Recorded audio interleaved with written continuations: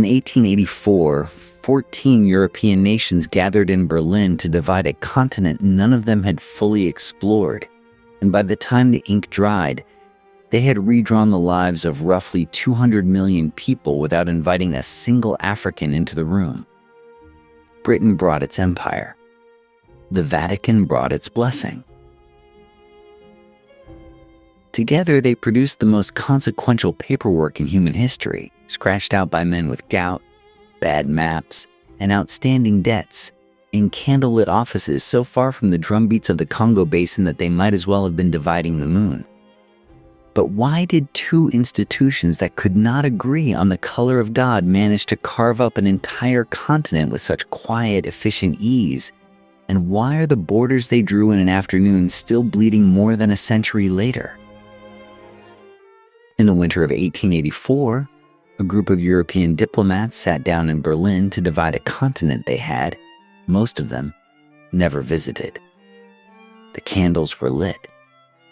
The ink was fresh.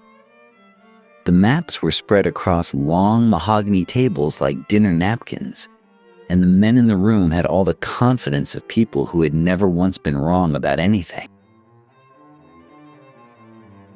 This is a story about quills and drums, about the scratch of nib on parchment in candlelit offices in Rome and London, and about the living, breathing civilizations those offices would spend the next century methodically misunderstanding.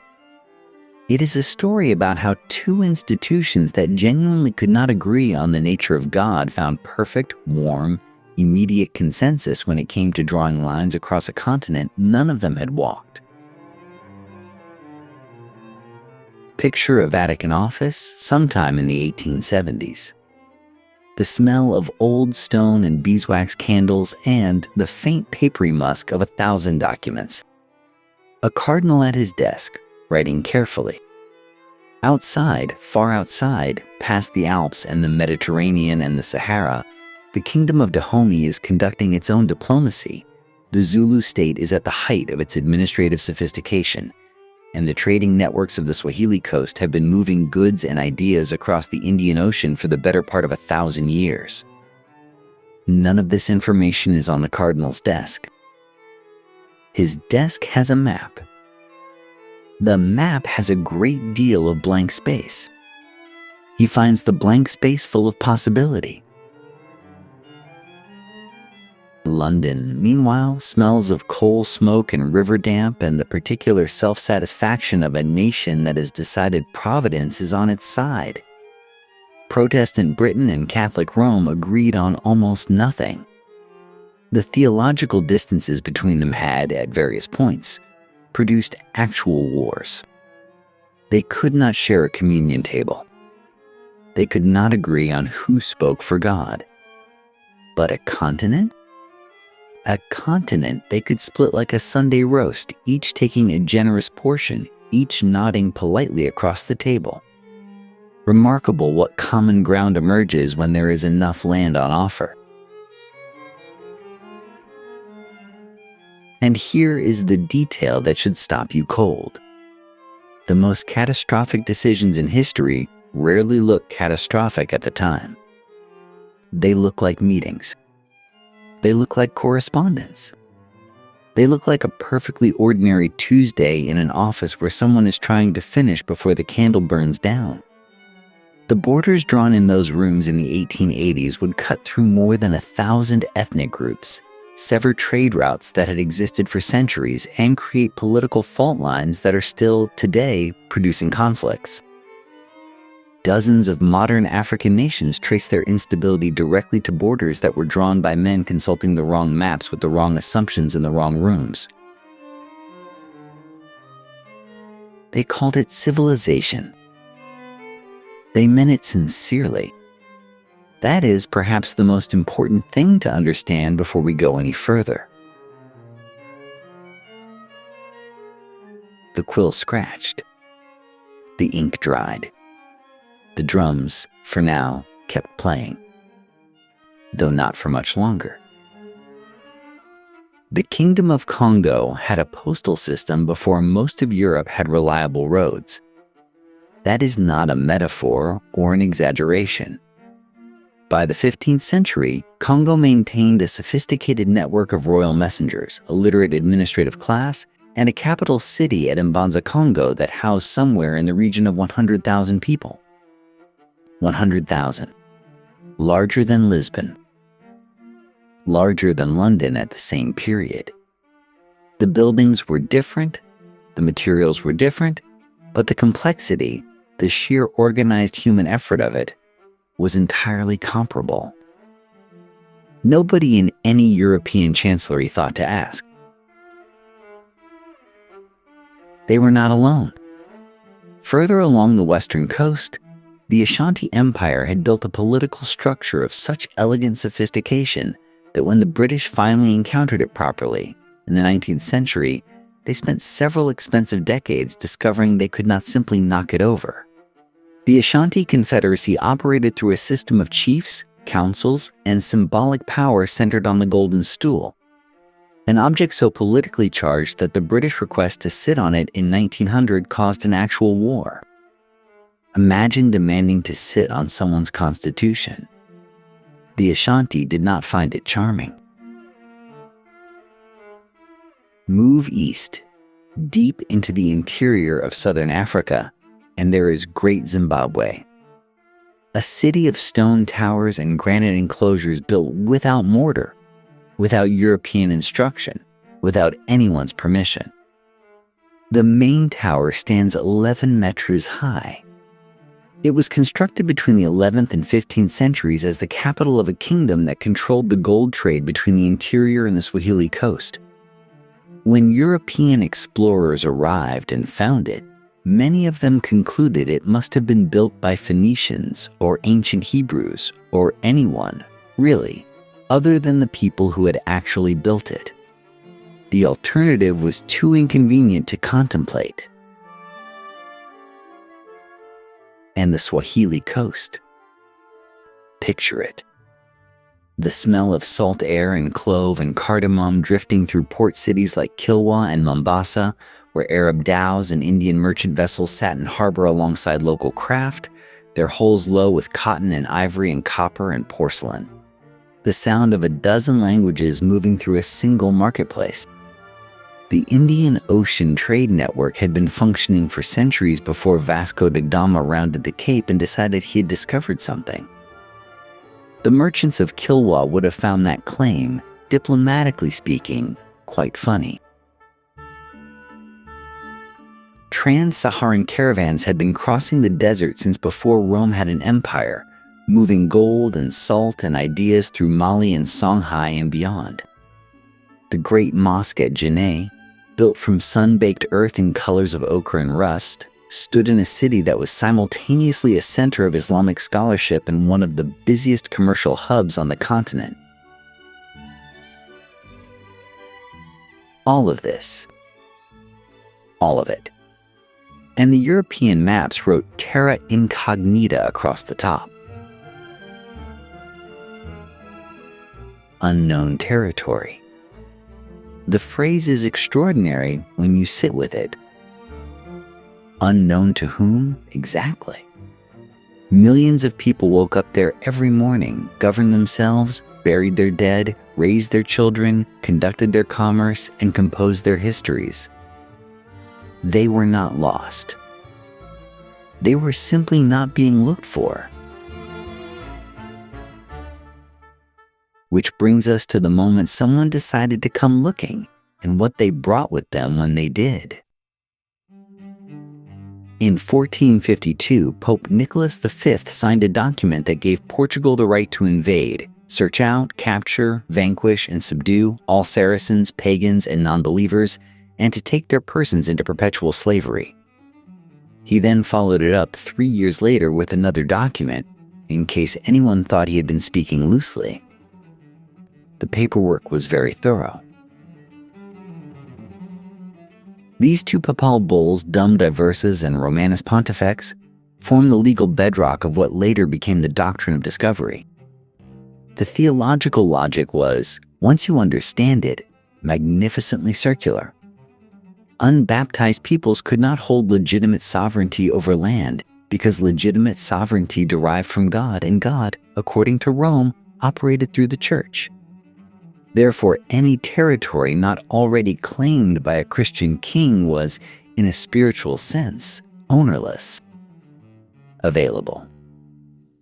A gift waiting to be accepted by someone with the correct paperwork.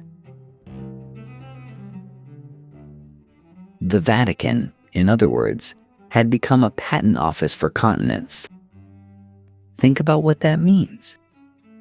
A man in Rome who had never seen Africa, who could not have found the Kingdom of Congo on a map because European maps mostly didn't include it accurately, sat down and licensed an entire hemisphere of human civilization to a series of Atlantic kingdoms.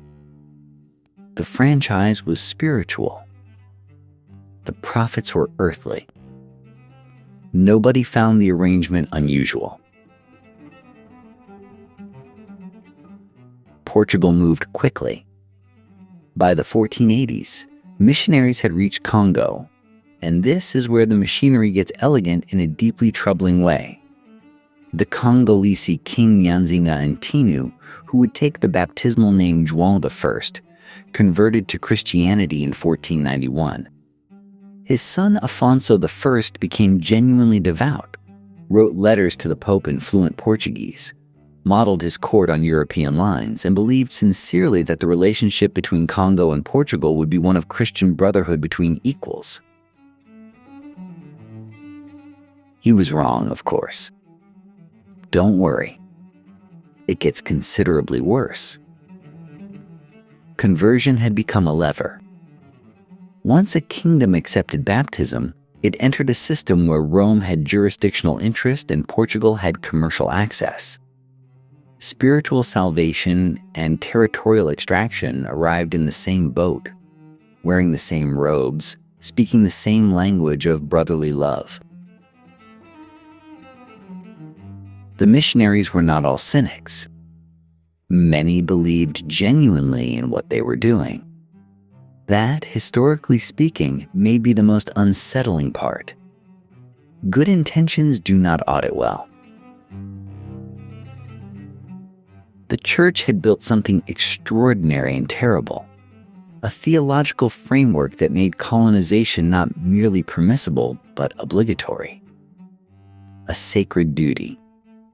You couldn't argue with it without arguing with God, and God, conveniently, was not present to clarify. Britain was watching and taking notes. In 1807, Britain abolished the slave trade, declared itself morally transformed, and then continued doing business in West Africa. The paperwork just changed. This is not cynicism. This is the ledger. What replaced the slave trade was something called legitimate commerce, which sounds considerably more virtuous until you examine what it meant in practice. British merchants who had previously shipped human beings now shipped palm oil, ground nuts, and ivory. The harbors looked the same. The profits looked similar. The African labor producing those goods received nothing resembling fair compensation, and the trading relationships were enforced by the same naval gunboats that had once escorted slave ships. Abolition was a moral revolution that left the economic architecture almost entirely intact. Britain had changed its soul, or so it said, without touching its balance sheet. Don't worry. It gets more sophisticated. The genius of the Victorian era was its ability to give commercial projects the texture of something higher. Enter the chartered company, which is essentially a corporation with its own army and a government license to govern people who never consented to be governed. The Royal Niger Company, run by a quietly ferocious man named George Goldie, controlled trade along the Niger River in the 1880s with the legal authority to sign treaties, levy taxes, and deploy armed force. It was a spreadsheet with a flag. The British government granted it sovereignty over millions of people, and then expressed polite surprise when the arrangement occasionally became violent. Cecil Rhodes, meanwhile, was doing the same thing with more theater. His British South Africa Company received its royal charter in 1889 and proceeded to acquire Rhodesia, which he named after himself, because humility was not among his considerable qualities. Rhodes spoke of empire as destiny, as duty, as the sacred obligation of the Anglo-Saxon race to bring order to the uncivilized world. He also spoke of diamonds frequently and held controlling interests in De Beers. The poetry and the prophet were, in his mind, the same sentence. Here is where the church re-enters the frame. Victorian evangelicalism and commercial expansion needed each other. The missionary societies pushing into the African interior created maps, established trust with local communities, and softened the ground politically. The trading companies followed the mission stations like shadows follow sunlight. David Livingstone, who genuinely despised the slave trade and genuinely loved the African landscapes he walked through for 30 years, still spoke of opening Africa to Christianity and commerce as though the two were a matched set. He was not lying. He believed it. The sincerity is, as noted previously, the troubling part. The overlap was structural. Missionary reports fed parliamentary debates. Parliamentary debates justified military interventions. Military interventions protected commercial interests. Commercial interests funded further expeditions. The whole machine hummed along, lubricated by the absolute conviction that it was good for the people it was grinding. Britain had taken Rome's theological framework, stripped out most of the theology, and replaced it with a profit motive dressed in philanthropic language. The Vatican had issued the license. London had incorporated the business. And in 1884, everyone gathered in Berlin to divide the remaining inventory. Otto von Bismarck opened the Berlin Conference on the 15th of November, 1884, in his official residence on the Wilhelmstrasse, and served the delegates a very nice lunch. This detail matters. The food was good, the rooms were warm, the conversation was civilized. 14 European powers had gathered to discuss the orderly distribution of a continent they did not own, and they did it with the unhurried comfort of men who had never once considered that the word orderly might require the consent of the people being distributed. Not a single African was in the room. Bismarck, to his credit, was mostly honest about his reasons. He wanted to prevent European nations from going to war with each other over African territory, which was a reasonable concern given how enthusiastically European nations went to war with each other about everything. Africa was becoming a friction point, and friction between France and Britain, or Britain and Portugal, could become a continental catastrophe within a few diplomatic accidents. The conference was, in that narrow sense, a peace project for Europeans. The irony is thick enough to spread on bread. The resulting General Act of the Berlin Conference, signed in February of 1885, established two principles that would reshape the continent for the next century. The first was free trade in the Congo Basin, which protected commercial access for all signatory powers. The second was effective occupation, meaning that a European power could only claim African territory if it could demonstrate actual administrative presence there. You had to show up. You had to plant a flag and staff an office. This sounds almost reasonable until you realize that administrative presence was frequently satisfied by a missionary station and a low-ranking functionary with a stamp. The maps used to draw the boundaries were charitably speaking, approximate. Rivers ran through the wrong valleys. Mountain ranges appeared 200 miles from their actual locations. The Niger Delta was rendered with the confident inaccuracy of someone who had heard the Niger Delta described at a party.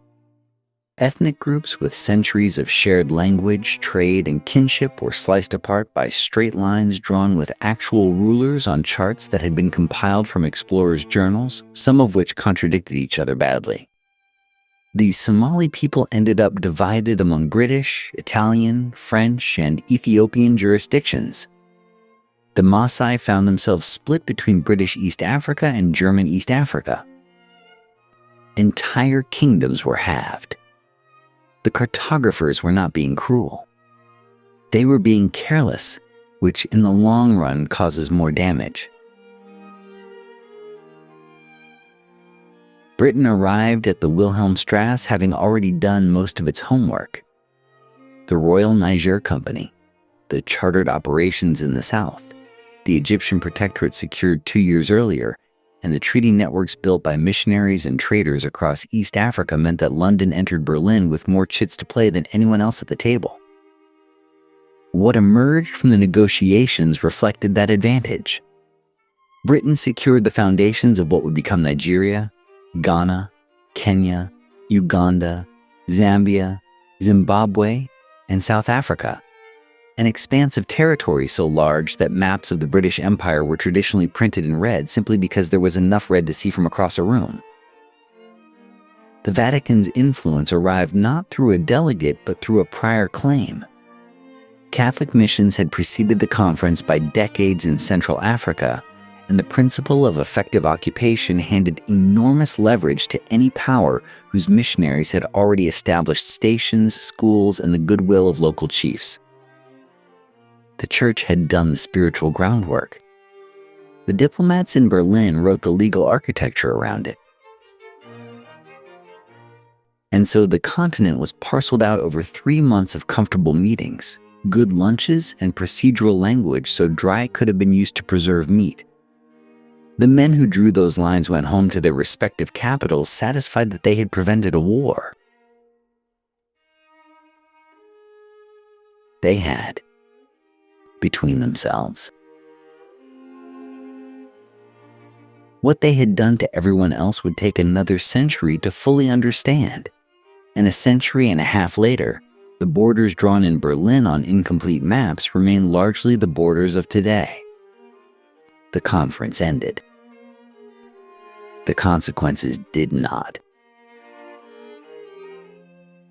David Livingstone gave the formula in 1857 in a speech at Cambridge that the audience received like a revival sermon: Christianity, commerce, and civilization. 3 words. 1 breath. A complete justification for everything that followed. He meant it sincerely. That is the first uncomfortable fact, and the one that makes the whole arrangement so difficult to untangle. Livingstone had walked across the African interior on foot through fever and exhaustion and genuine hardship because he believed the people he met deserved better than the slave trade and its wreckage. He was not cynical. He was not posturing. He was a man of real conviction who had distilled that conviction into a 3-word phrase that European governments would spend the next century using as a dust cover for extraction. Good intentions, handed to an empire, have a way of becoming unrecognizable in transit. Rome, for its part, was organized about this. The Vatican's Congregation for the Propagation of the Faith, known as Propaganda Fide and founded back in 1622, functioned as something close to a spiritual foreign ministry, coordinating missionary orders across continents, allocating territories, tracking results. The White Fathers, a Catholic order established in 1868 by Cardinal Lavigerie in Algiers, were dispatched into Central and East Africa with the precision of a staffed operation. They dressed in Arab-style robes, learned local languages, and built with a long-term patience that short-term commercial enterprises could not match.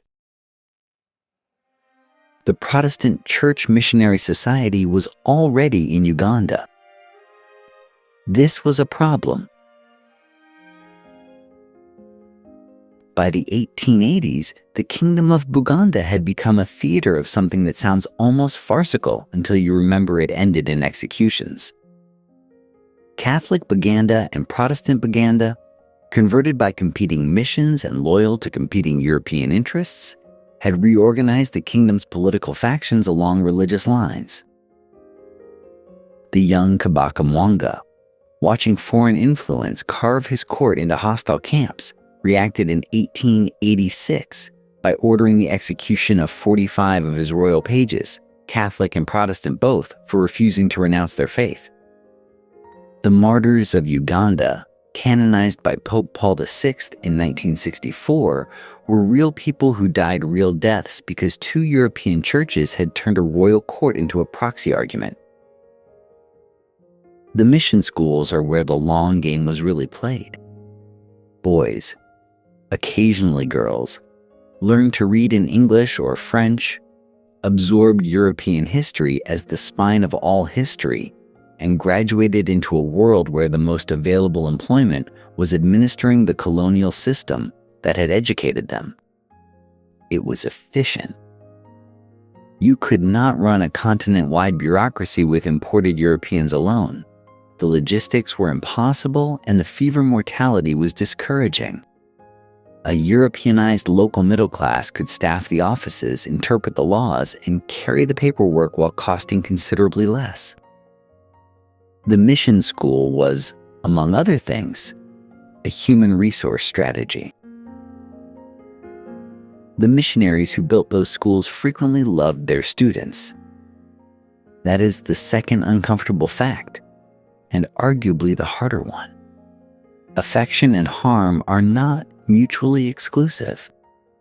The damage embedded in the curriculum, the shame attached to local religion, the language that taught children their own cultures were primitive, none of that required malice. It required certainty. And certainty, as the men in Berlin had just demonstrated, was never in short supply. Which brings us to the men who moved in after the missionaries had made everything ready. Lord Salisbury, British Prime Minister and Foreign Secretary, described the process in 1891 with the cheerful candor of a man carving a roast. He said that European nations had been drawing lines upon maps where no white man's foot has ever trod. He said it without embarrassment. He said it, one suspects, without fully registering what lines do to the people already standing on the other side of them. The maps themselves were part of the problem. Many of the charts spread across conference tables in London, Paris, and Berlin in the 1880s belonged, as one historian put it, somewhere between travel literature and optimistic fiction. Blank spaces were filled with approximations. Rivers were drawn in the wrong directions. Mountain ranges were estimated. The men doing the drawing were working from explorer accounts, partial surveys, and a great deal of confident assumption, and they were working fast because other European powers were also drawing, and nobody wanted to be left holding the blank spaces. Into those blank spaces went borders. Straight lines, mostly, because straight lines are easy to draw and require no knowledge of what lies beneath them. Consider the Maasai. One people, one pastoral culture, one seasonal rhythm of movement across the Great Rift Valley, and after 1886, two nationalities. The Anglo-German agreement of that year drew a line across East Africa with cartographic serenity, placing the northern Maasai inside British Kenya and the southern Maasai inside German Tanganyika. The cattle did not respect this. The Maasai did not respect this. The border respected neither of them.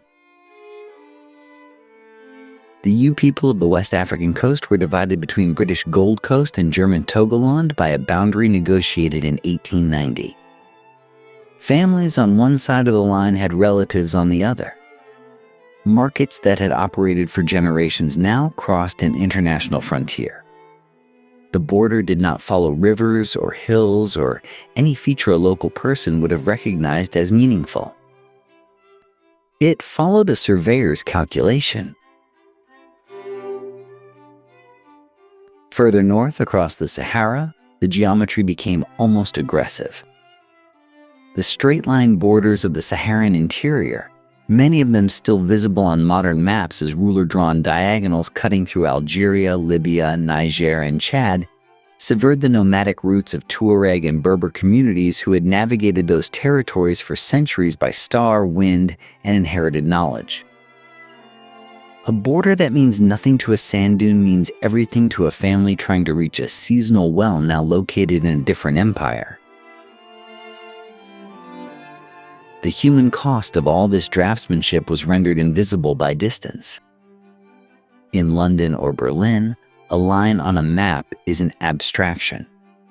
On the ground, it was a political system decapitated mid-sentence, a trade network suddenly requiring customs papers that did not exist, a grandmother separated from her grandchildren by an agreement signed by men who could not have picked her village out of a survey if their careers depended on it. Which, in a sense, they did. Just not in any way that required them to look. The borders were drawn. The territories were named. And now someone had to administer all of this, which required a different kind of infrastructure entirely and a different kind of violence. On the 1st of March, 1896, an Ethiopian army of approximately 100,000 soldiers met the Italian forces at Adwa and handed European colonialism one of the most stunning defeats in its entire history. Let that sit for a moment. Emperor Menelik II had spent years preparing. He stockpiled weapons, forged alliances, and read European diplomatic correspondence with the careful attention of a man who understood that the paperwork could kill you as surely as the rifles. When Italy attempted to impose a protectorate through a disputed treaty clause, Menelik did not petition. He mobilized. At ADWA, the Italians lost roughly 7,000 men in a single day. Ethiopia remained sovereign. It would remain sovereign for another 4 decades, the one African nation to walk away from the scramble substantially intact. The history books sometimes mention this. They rarely dwell on what it required. Not every resistance ended at ADWA. In Southwest Africa, the Herero and Nama peoples rose against German colonial rule between 1904 and 1908, after years of land seizures and systematic humiliation. The German response was extermination. General Lothar von Trotha issued his Vernichtungsbefehl, his extermination order, with bureaucratic composure. Around 80% of the Herero population and 50% of the Nama were killed through massacre, forced labor, and deliberate starvation in the desert. Germany would not formally acknowledge this as genocide until 2021. The filing delay was, one might say, considerable. In West Africa, Samori Touré built and rebuilt an empire across what is now Guinea, Mali, and Côte d'Ivoire, fighting the French for nearly 2 decades. He manufactured his own rifles. He relocated entire cities when the tactical situation required it. The Ashanti of present-day Ghana fought the British across 4 separate wars spanning the whole colonial period, burning their own capital rather than surrender it on unfavorable terms. These were not uprisings born of desperation.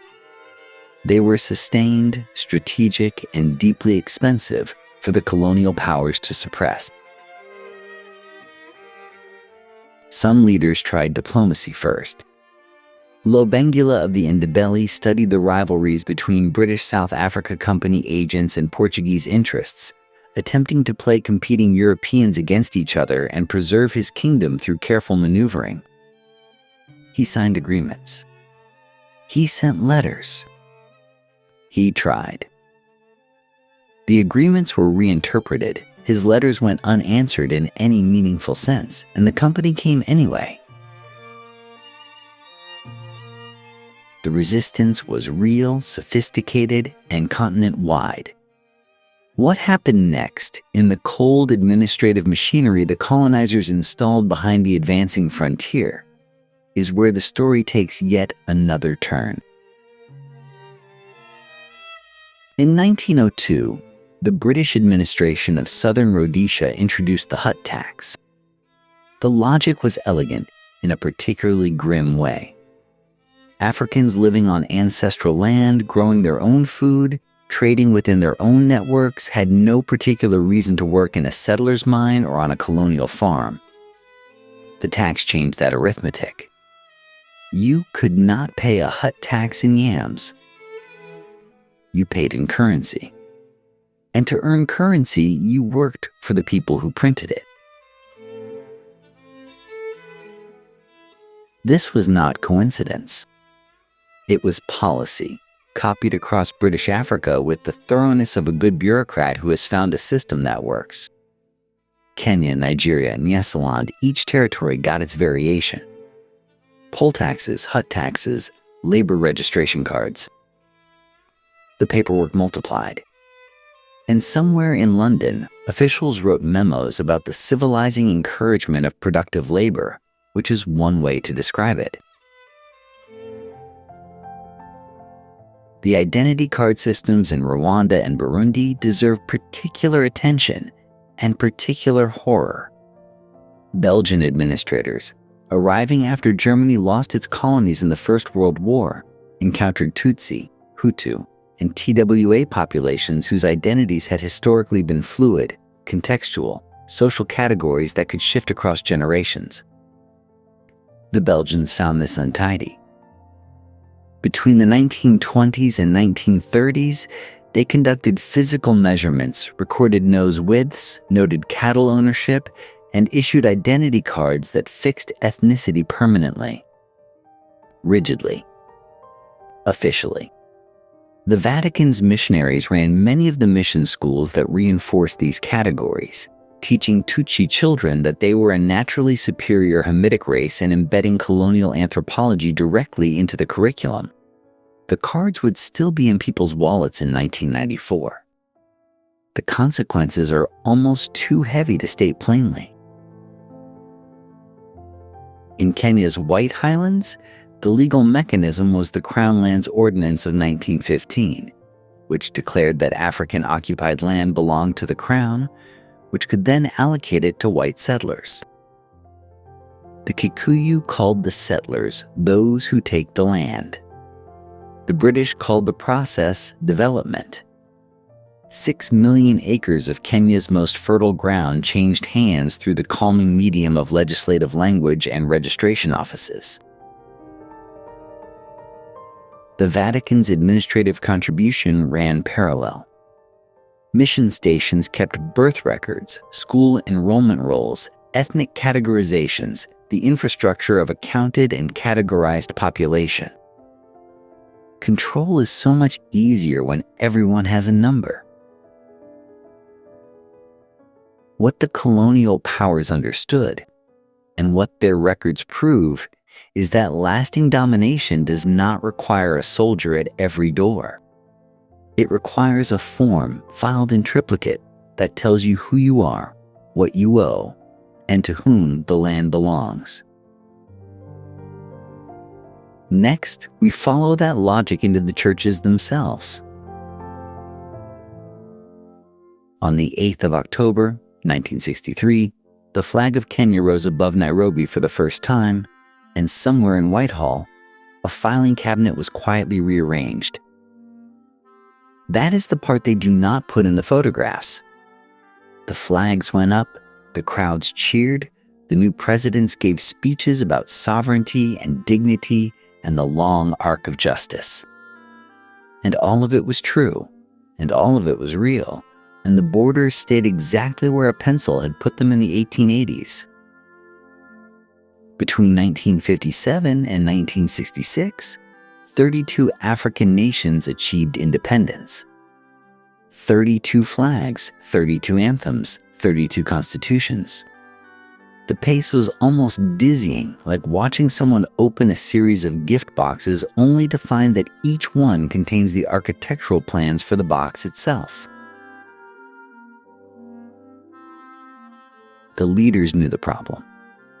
They knew it immediately, viscerally, from the texture of the thing. When the Organization of African Unity met in Cairo in 1964, the delegates stared at the same map Europe had drawn and made a decision that was either profound wisdom or profound tragedy, possibly both. They resolved to accept the inherited colonial borders as permanent. Every state would keep the lines it had been given. The reasoning was not cowardice. It was cold mathematics. If Nigeria could renegotiate its borders, then so could everyone. Every ethnic grievance, every split community, every group that had been merged with its traditional enemy became a potential detonation point. Open one border and you open them all. The continent would dissolve into litigation with guns. Don't worry. It gets worse. Because the borders stayed, the consequences that had been loaded into them like bullets in 1984 were still loaded in 1964. The Igbo people of southeastern Nigeria found themselves inside a state that also contained the groups with whom the British had balanced them against for decades. In 1967, the Republic of Biafra declared independence. The war that followed killed somewhere between 1 million and 3 million people over 30 months, depending on how you count and how comfortable you are counting. The Congo crisis began essentially the moment Belgium left in 1960. The country Belgium had built around the extraction of rubber and copper and human labor was now a state with, at independence, roughly 16 university graduates in a population of 14 million. This was not an accident. It was a colonial education policy that had been very deliberate about its ceiling. The Vatican did not leave with the colonial administrations. Why would it? The church had hospitals, schools, orphanages, seminaries, the entire connective tissue of social infrastructure across the continent. When the Belgian government departed Leopoldville, the Catholic mission network remained, still running schools, still holding land, still quietly shaping which histories got taught and which categories of person got recorded in which column. Britain managed its departure through a door it had helpfully labeled the Commonwealth, which sounds warm and collegiate and involves a great deal of cricket diplomacy. It also involves trade agreements structured during empire that kept African commodity exports flowing toward British markets at prices Britain found agreeable. The Sterling Zone, the import preferences, the technical assistance programs staffed by British experts, the texture of economic dependency survived the lowering of the flag with remarkable durability. Imagine inheriting a house where the previous owner still holds the mortgage, still runs the plumbing company, and has personally trained your children in his preferred religion. The deed is in your name. The house is technically yours. What the Cairo Resolution preserved in the name of stability was a continent of borders that had been designed as instruments of management rather than expressions of community. Every Biafra, every Congo, every Rwanda waiting in the wings was latent in that original cartography, preserved now not by European insistence, but by the African leaders who understood that the alternative might be worse. The ink had dried. The lines held. And in the schools the missionaries still ran, the next generation was learning its history from textbooks that had also, in their quiet way, been drawn by someone else. In 2002, the International Court of Justice spent months examining a treaty signed in 1884 to determine where Cameroon ended and Nigeria began. The judges in The Hague consulted the handwriting of men who had never visited the territory they were dividing. The villages along the Bakassi Peninsula had existed continuously for centuries. The border had not. This is not a historical curiosity. This is Tuesday. The colonial partition did not end when the flags changed. It simply changed departments. The legal frameworks governing land ownership across Anglophone Africa are traceable, clause by clause, back to British common law transplanted wholesale in the late 19th century. The educational curricula still bear the fingerprints of mission syllabuses designed to produce clerks rather than engineers. The examination boards, the secondary school structures, the very vocabulary of administration, it all runs on the same operating system, updated but not replaced. The Catholic Church operates the largest non-governmental healthcare and education network on the African continent. Roughly 30% of all healthcare facilities in sub-Saharan Africa are church-run. Imagine being responsible for 30% of a continent's hospitals and having no electorate to answer to. The work is often genuinely compassionate. The institutional accountability is, let us say, structurally limited. Then there are the cities. Lagos sits on a coastal lagoon that made excellent logistical sense for loading ships. It made considerably less sense as the capital of an inland nation of 200 million people. The British built there because the port served British trade. When Nigeria eventually moved its capital to Abuja in 1991, the logic was literally officially the need to find somewhere more central to the actual country. The colonial capital had been built in the wrong place for the right colonial reasons. Nairobi began as a supply depot at mile 327 of the Uganda Railway in 1899. A railway camp in a swamp. The elevation was convenient, the labor supply was close, and it served the movement of goods toward the coast. It is now a city of 5 million people organized around the ghost of a logistics decision made by railway engineers. Kinshasa sits directly across the river from Brazzaville, the capital of the Republic of Congo, which is a different country. Two capital cities facing each other across a river because two European powers drew their lines on opposite banks. The river is still there. The border is still there.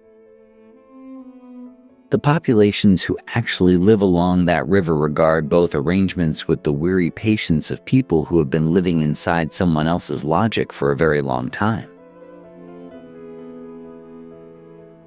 The British government still extends development aid to former colonies through programs that come with conditions. The Vatican still appoints bishops. The same institutions that participated in the original project are present, functioning, and occasionally quite helpful, while remaining largely unasked whether they bear any responsibility for the conditions they are now helping to address. The Hague decision on Cameroon, Nigeria eventually transferred the Bakassi Peninsula in 2008, based on the 1884 treaty. A border moved. An 800,000 person fishing community adjusted. The document that decided their future was older than their grandparents' grandparents.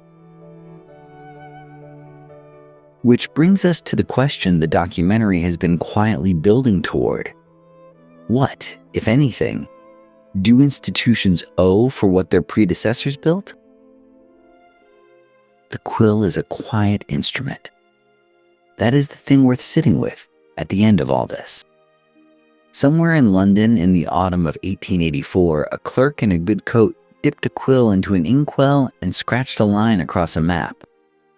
The room smelled of tallow candles and coal smoke. Outside, the city rumbled with carts and horses. And on a continent 4,000 miles south, drums were moving news through forest and savanna the way they always had, carrying word of births and disputes and harvests and wars, through air that smelled of rain on red earth and wood smoke from cooking fires. None of that sound reached the London office. None of it was meant to. This is the architecture of catastrophe. Not the raised voice, not the marching army, though those came too. The real foundation was paperwork. A treaty here, a concordat there, a missionary report filed in triplicate and read by a bishop who had never once stood in the landscape he was administering. Horror, when it is functioning at its most efficient, looks like bureaucracy.